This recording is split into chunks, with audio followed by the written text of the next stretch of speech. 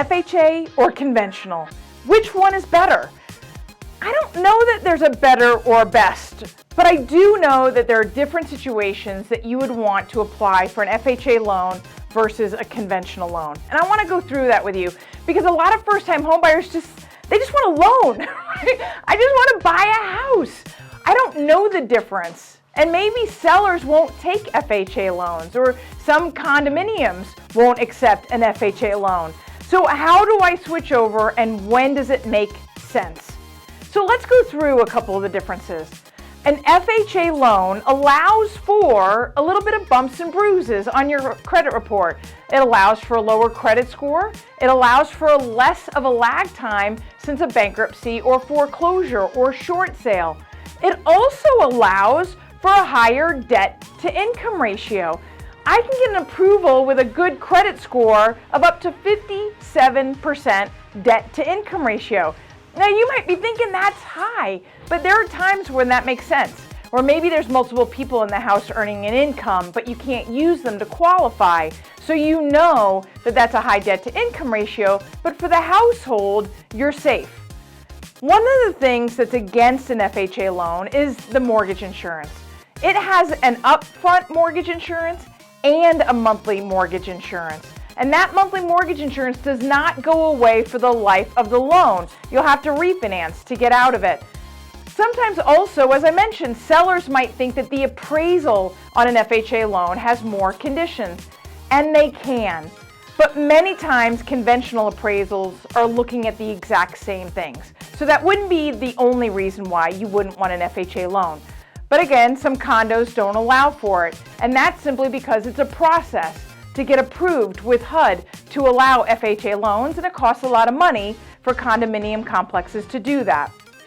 So an FHA loan is really, really good if you have a lower credit score because the interest rates don't account for that as much, and the mortgage insurance is flat. It's the same amount no matter what your credit score is. So there are a lot of times an FHA loan will give you a lower monthly payment and allow for a higher loan amount. So you absolutely want to ask the question, what would my options be on an FHA loan? Now on the flip side, we have conventional. Conventionals are more highly regarded in the marketplace, and I'm not sure that all of that has the reasons that it should, but I do like conventional loans for one really big reason. The mortgage insurance rolls off after you hit 78% loan to value. So that means you can go in with less down, and that mortgage insurance will eventually drop off, lowering your monthly payment. This is really good for investors. Conventional loans also allow for as little as 3% down. But as I mentioned before, talking about FHA, conventional does care about your credit score. It does have longer wait periods for foreclosures and short sales. And if you have a lower credit score, your interest rate and your mortgage insurance is going to be a lot higher. So if you've had some bumps and bruises, you might want to look at both those options. You very well might be able to go further with an FHA loan. I want to break down that conventional a little bit more because it also depends on the loan amount.